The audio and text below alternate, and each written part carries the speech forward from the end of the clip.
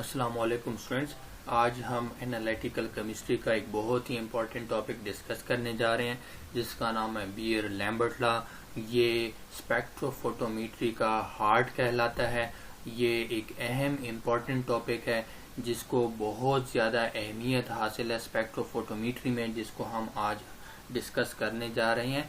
तो beer Lambert law को समझने के लिए अगर हम देखें तो कोई भी मॉलिक्यूल किसी भी मॉलिक्यूल्स की अगर हम बात करते हैं तो मॉलिक्यूल जब लाइट को ऑब्जॉर्ब करता है या फिर लाइट को इमेट करता है, ऑब्जॉर्ब करने से और इमेट करने से यानी लाइट को जज़ब करे या लाइट को खारिज करे, तो उसके अंदर कुछ ना कुछ चेंजेस ज़रूर आती हैं उस मॉलिक्यूल्स के अंदर। फर्ज करो कि अगर हम यहाँ पे देख लेते हैं ये और ये मेरे पास एनर्जी है, ऊपर की तरफ एनर्जी क्या कर रही है, इंक्रीज कर रही है। यहाँ पे एनर्जी लोअर है और यहाँ पे एनर्जी हायर है। जो हायर वाले हमारे पास मौजूद हैं हम इसको एक्साइटेड स्टेट कहेंगे, एक्साइटेशन स्टेट कहेंगे, और जो हमारे पास लोअर वाला मौजूद है हम इसको क्या कहेंगे, ग्राउंड स्टेट कहेंगे।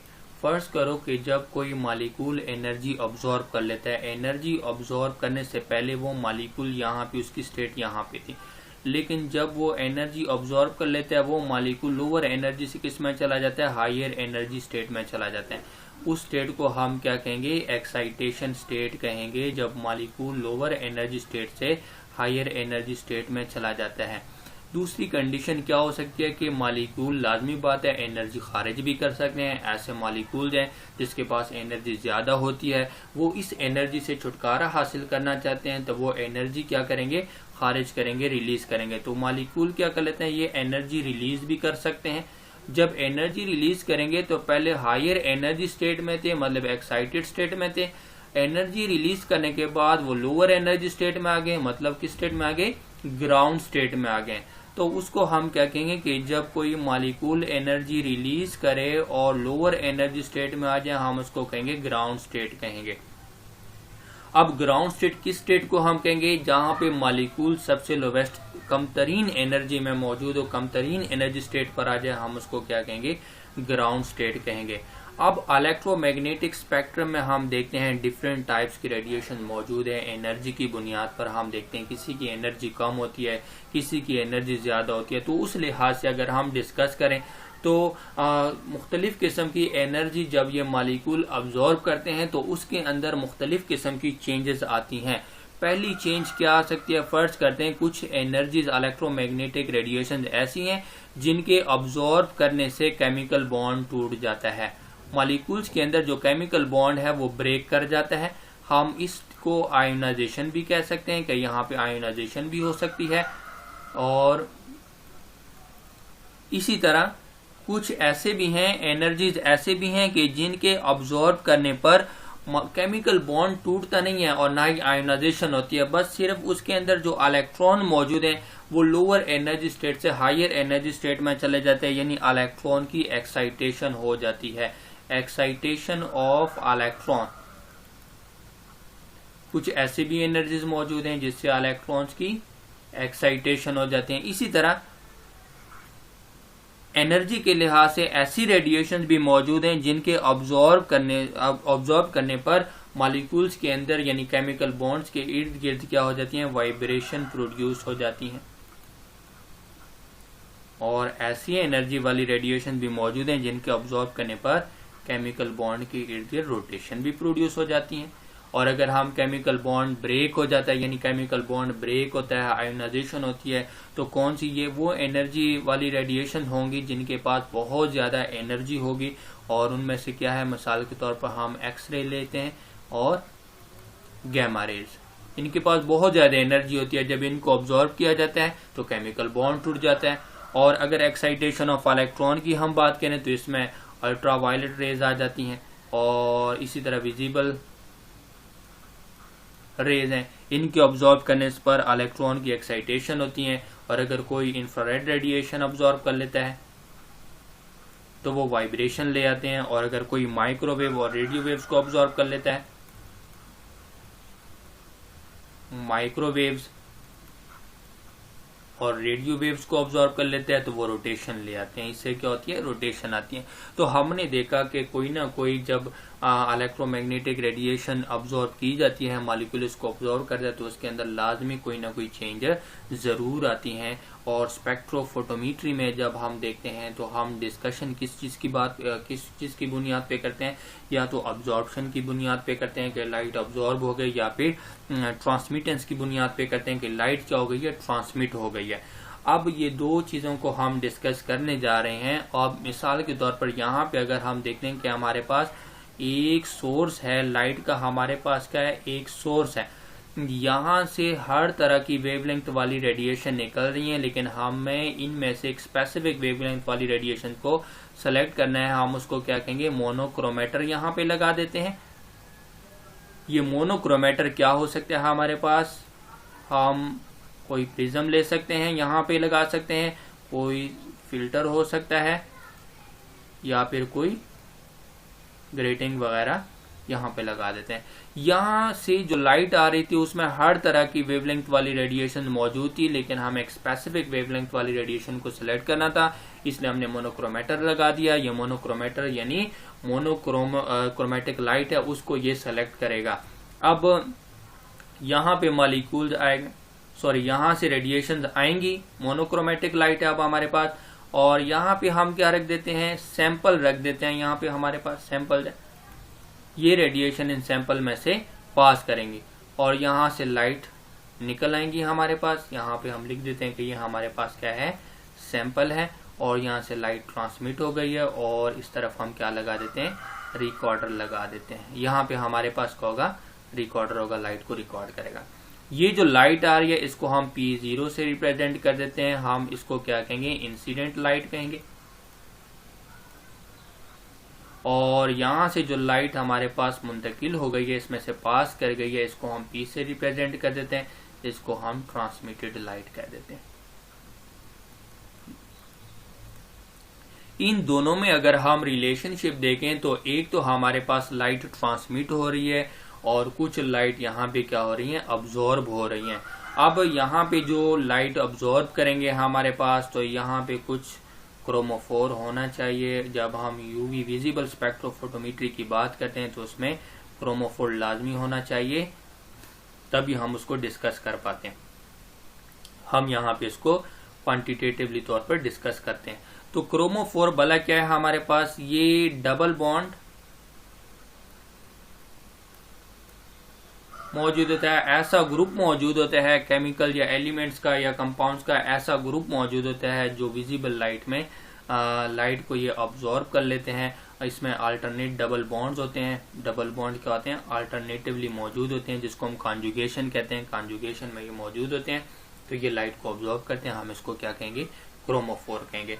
अब यहाँ जो मैं आप लोगों को समझाना चाहता हूँ कि यहाँ पे हमारे पास दो तरह से हम इस चीज को बयान कर सकते हैं कि लाइट ट्रांसमिट हो गई है, ट्रांसमिटेंस की बुनियाद पे हम इसको बता सकते हैं, या फिर लाइट ऑब्जॉर्ब हो गई है, ऑब्जॉर्बेंस की बुनियाद पे हम इसको डिस्कस कर सकते हैं। अब ट्रांसमिटेंस हमारे पास क्या है, ट्रांसमिटेंस को हम T से रिप्रेजेंट करते हैं, और ये फ्रैक्शन है, ओरिजिनल लाइट का फ्रैक्शन है कि ओरिजिनल लाइट का कितना हिस्सा सैंपल में से पास कर गया, ट्रांसमिट कर गया। हम इस फ्रैक्शन को P डिवाइडेड बाय P0 से रिप्रेजेंट करते हैं। यहाँ पे जो P है मैंने पहले भी ऊपर बताया, रिप्रेजेंट किया कि ये ट्रांसमिटेड लाइट है, ये ट्रांसमिटेड लाइट है। और जो नीचे P0 हमारे पास मौजूद है, हम इसको क्या कहेंगे, इंसिडेंट लाइट कहेंगे। लाजमी बात है, जो इंसिडेंट लाइट है उसकी इंटेंसिटी ज्यादा होगी और ट्रांसमिट होने के बाद जो लाइट हमें मिलेगी उसकी इंटेंसिटी कम होगी। तो इसका कुछ ना कुछ फ्रैक्शन क्या हो जाएगा, इसके अंदर ऑब्जॉर्ब हो जाता है, सैंपल के अंदर ऑब्जॉर्ब हो जाता है। अब ये जो फ्रैक्शन हम यहाँ पे देख रहे हैं, इसी फ्रैक्शन को हम ट्रांसमिटेंस कहते हैं और इसको हम T से रिप्रेजेंट करते हैं। अब ट्रांसमिटेंस की जो रेंज होती है, ये रेंज 0 से लेकर 1 के बीच में हो सकती है। किस तरह 0 से लेकर 1 के बीच में हो सकती है, अगर हमारे पास P जो ट्रांसमिटेड लाइट है वो किसके बराबर है, 0 के बराबर है, मतलब कोई लाइट ट्रांसमिट नहीं हुई, या तो सारी की सारी लाइट अब्जॉर्ब हो गई है या फिर वापस मुड़ गई है। तो हम कह सकते हैं कि तब हमारे पास यहाँ पे जो एनर्जी जो लाइट मिल रही है उसकी इंटेंसिटी कितनी है, 0 है, कोई लाइट हमें नहीं मिल रही। तो अगर हम इसको देखें 0 को P की वैल्यू हमने यहाँ पे 0 पुट कर दी और ये P0 ओरिजिनल लाइट है, आंसर हमारे पास क्या आएगा, 0 आएगा। और दूसरी कंडीशन हमारे पास क्या हो सकती है, वो कंडीशन ये है कि हमारे पास जो ट्रांसमिटेड लाइट है उसकी इंटेंसिटी किसके बराबर हो, ओरिजिनल लाइट के बराबर हो, इंसिडेंट लाइट के बराबर हो। तो ये क्या कह रहा है, ये कहता है कि जितनी लाइट हम पहले दे रहे थे, हमने सैंपल में से पास करवाई है, उतनी ही लाइट ट्रांसमिट हो गई है, कोई भी लाइट अब्सॉर्ब नहीं हुई। तब हम इस कंडीशन को ऐसे लिख सकते हैं, P जो कि अब ओरिजिनल लाइट के इक्वल है, बराबर है, उतनी ही इंटेंसिटी है और इसकी भी वही इंटेंसिटी। तो आंसर क्या आ जाएगा हमारे पास, 1 आ जाएगा। तो रेंज हमारे पास कितना आ सकता है, 0 से 1 के अंदर आ सकता है। तो हम कह सकते हैं कि जो P हमारे पास है, ट्रांसमिटेड लाइट है हमारे पास, ये या तो ओरिजिनल लाइट से कम होती है इसकी इंटेंसिटी या फिर ओरिजिनल लाइट के इक्वल होती है। दो तरह की condition, transmitted light less than incident light या transmitted light equal to incident light. अब यहाँ पे एक और चीज को अगर हम डिस्कस करते हैं तो हम परसेंट ट्रांसमिटेंस भी मालूम कर सकते हैं। यहाँ से जो हमें ट्रांसमिटेंस आ जाता है, हम उसका परसेंट मालूम करने के लिए उसी वैल्यू को हम किससे मल्टीप्लाई कर देते हैं, 100 से मल्टीप्लाई कर देते हैं। तो हमारे पास क्या आ जाएगा, परसेंट ट्रांसमिटेंस आ जाएगा। अब मैंने यहाँ पे बताया कि एक और अंदाज में भी हम इसको डिस्कस कर सकते हैं, वो हमारे पास क्या, अब्सॉर्बेंस की बुनियाद पर। अब अब्सॉर्बेंस को अगर हम देखें तो अब्सॉर्बेंस हमारे पास क्या है, इसको हम E से रिप्रेजेंट करते हैं और असल में ये होता है negative log of transmittance. Transmittance का हम नेगेटिव लॉग ले लेते हैं। हम इसको इस अंदाज में भी ले सकते हैं, log 1/T, इस अंदाज में भी हम लिख सकते हैं। अब हमें पता है कि T की ट्रांसमिटेंस की वैल्यू हमारे पास क्या है, अभी हमने देखा है कि P transmitted light divided by incident light, ये जो फ्रैक्शन हमारे पास है, अगर हम इसी के अंदर ये वैल्यू पुट कर देते हैं, A हमारे पास है, ये log, ये 1 है और P/P0 हमने ये वैल्यू किसकी पुट कर दी, T की पुट कर दी है ट्रांसमिटेंस की। तो ये आ जाएगा log P0/P। तो ये हमारे पास किसके लिए आ जाएगा, अब्सॉर्बेंस के लिए ये वैल्यू हमारे पास आ गई है। तो ये हमने देखा कि अब्सॉर्बेंस की वैल्यू हमारे पास, हम यहाँ पे देखते हैं कि जो P0 है, जो हमारे पास क्या है, ओरिजिनल लाइट है, उसको हम डिवाइड कर लेते हैं इंसिडेंट लाइट पे और फिर उसको हम लॉग ले लेते हैं, उससे जो वैल्यू हमारे पास आ जाएगी उसको हम क्या कहेंगे, अब्सॉर्बेंस कहेंगे। अब इसी अब्सॉर्बेंस का जो रिलेशनशिप हमें बताया है, वो बियर और लैम्बर्ट दोनों ने कंबाइन करके एक रिलेशनशिप हमें बताया सैंपल के साथ। उसकी जो कंसंट्रेशन है, सैंपल की कंसंट्रेशन है, और जिस सेल में या जिस चीज में हम सैंपल को रख रहे हैं उसके पाथ लेंथ से भी उसका रिलेशनशिप हमें बताया गया। अब अगर हम यहाँ पे फर्ज करो देखते हैं कि हमारे पास ये एक सेल है, एक क्यूवेट है, हम ले लेते हैं, एक सेल हमारे पास मौजूद है, इसके अंदर ये सैंपल है, ठीक है, और इसकी एक लंबाई है, लेंथ है, हम इसको B से रिप्रेजेंट करते हैं, ये कहलाएगा पाथ लेंथ। और इसके अंदर सैंपल मौजूद है, उस सैंपल की खास कंसंट्रेशन है, उसको हम C से रिप्रेजेंट कर देते हैं। और यहां से इंसिडेंट लाइट है, ये गुजर रही है, हम पास करवा रहे हैं इसमें से, और यहाँ से लाइट हमारे पास क्या आ जाएगी, ट्रांसमिटेड लाइट आ जाएगी। कुछ यहाँ पे लाइट क्या हो जाएगी, अब्सॉर्ब हो जाएगी। अब वो कहते हैं कि यहाँ पे जो लाइट अब्सॉर्ब हो रही है वो दो चीजों पे डिपेंड करते हैं, दो चीजों पे रिलेशनशिप। एक, अब्सॉर्बेंस का ताल्लुक किससे है, सैंपल के कंसंट्रेशन के साथ है। फर्स्ट रिलेशनशिप हमारे पास ये है, ये अब्सॉर्बेंस सैंपल के कंसंट्रेशन के डायरेक्टली प्रोपोर्शनल है। इसके अंदर सैंपल की कंसंट्रेशन बढ़ाएंगे या बढ़ेगी तो अब्सॉर्बेंस इंक्रीज होती जाएगी, यानी इसके अंदर ज्यादा से ज्यादा लाइट अब्सॉर्ब होती जाएगी, और जो लाइट ट्रांसमिट हो रही है, जो P है, इसकी इंटेंसिटी क्या होती जाएगी, कम होती जाएगी। जो लाइट ट्रांसमिट हो रही है उसकी इंटेंसिटी कम होती जाएगी कंसंट्रेशन बढ़ने की वजह से, और अब्जॉर्ब होने वाली की क्वांटिटी क्या होती जाएगी, वो बढ़ती जाएगी। इसी तरह अब्जॉर्बेंस का ताल्लुक और उन्होंने किससे बताया, ये पाथ लेंथ से बताया। Absorbance is directly proportional to path length, जिसको हमने 20 से रिप्रेजेंट किया। अब दोनों को अगर हम मिला के लिख देते हैं, 1 और 2 को अगर हम कंबाइन कर देते हैं, तो absorbance is directly proportional to path length and concentration of sample. और यहाँ पे डायरेक्टली प्रोपोर्शनल को खत्म करने के लिए हम यहाँ पे क्या लगा देते हैं, एप्सिलॉन साइन लगा देते हैं, एक कांस्टेंट लगा देते हैं जिसको हम मोलर ऑब्जॉर्बिविटी कहते हैं, बी, और ये सी।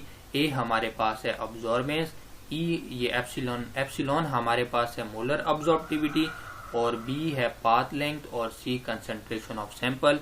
और सी की जो वैल्यू हमारे पास मौजूद है, हम इसको क्या कहते हैं, मोल्स पर लीटर कहते हैं। और बी हमारे पास पाथ लेंथ है, इसको हम सेंटीमीटर में रिप्रेजेंट करते हैं। और जो अब्जॉर्बेंस हमारे पास मौजूद है, इसका कोई भी यूनिट नहीं होता, ये डायमेंशनलेस क्वांटिटी है। वजह हमारे पास क्या है, क्योंकि मोलर ऑब्जॉर्बिविटी का जो यूनिट आ जाता है वो पाथ लेंथ और जो कंसंट्रेशन है उसके यूनिट को ये कैंसिल कर देता है, कट ऑफ कर देता है। इस वजह से ए की हमारे पास ए का कोई भी यूनिट नहीं होता अब्जॉर्बेंस का। अगर हम सिंपली यहाँ पे देखें तो हमारे पास है क्या चीज, ए हमारे पास मौजूद है, एप्सिलॉन है, बी और सी हमारे पास। अभी मैंने बताया कि हमारे पास क्या है, बी सेंटीमीटर है, बी का यूनिट, और जो कंसंट्रेशन है वो मोल्स पर लीटर है। और हम यूनिट किसका मालूम करना चाहते हैं, एप्सिलॉन का यूनिट मालूम करना चाहते हैं। और एप्सिलॉन का यूनिट मालूम करने के लिए ये सी यहाँ पे आएगा, डिवाइड होगा, मोल्स यहाँ पे क्या आ जाएगा, डिवाइड हो जाएगा, और लीटर वहां पे क्या हो जाएगा, मल्टीप्लाई हो जाएगा। तो हम कह सकते हैं कि ये हमारे पास क्या है, पर सेंटीमीटर उस तरफ चला जाएगा, पर मोल आ जाएगा, और ये लीटर में आ जाएगा हमारे पास। ये यूनिट हमारे पास किसका आ गया, एप्सिलॉन का यूनिट आ गया, मोलर ऑब्जॉर्बिविटी का यूनिट आ गया। और हम इसको इस अंदाज में भी लिख सकते हैं, पर सेंटीमीटर पर मोलरिटी। वजह क्या है, क्योंकि हमारे पास क्या है, जो सी की जो कंसंट्रेशन है वो है मोल्स पर लीटर है, तो हम इसको क्या कहते हैं, मोलरिटी ही कहते हैं। तो इस वजह से हम कह सकते हैं कि अगर हम ए को यूनिट को अब देखें तो ए का यूनिट हमारे पास क्या है, पर सेंटीमीटर पर मोलरिटी। ये तो ई का यूनिट हमारे पास एप्सिलॉन का यूनिट आ गया। और सी का हमारे पास क्या है, बी का पाथ लेंथ का यूनिट हमारे पास सेंटीमीटर है, और सी का यूनिट हमारे पास क्या है, मोलरिटी। मोलरिटी पर मोल के साथ, सेंटीमीटर पर सेंटीमीटर के साथ, तो ए का क्या आ जाएगा, 9 यूनिट। ये हमने डिस्कस कर लिया है अब्जॉर्बेंस को, और अब्जॉर्बेंस का रिलेशनशिप हमने देखा है कि इसका जो रिलेशनशिप है वो सैंपल के कंसंट्रेशन के साथ क्या रिश्ता है, और इसका पाथ लेंथ के साथ क्या रिश्ता है, और हमने मोलर ऑब्जॉर्बिविटी को भी देख लिया है। अब नेक्स्ट लेक्चर में इंशाल्लाह हम स्पेसिफिक अब्जॉर्बेंस को डिस्कस करेंगे। अपना ख्याल रखिएगा और इस चैनल को सब्सक्राइब करें। ओके, अल्लाह।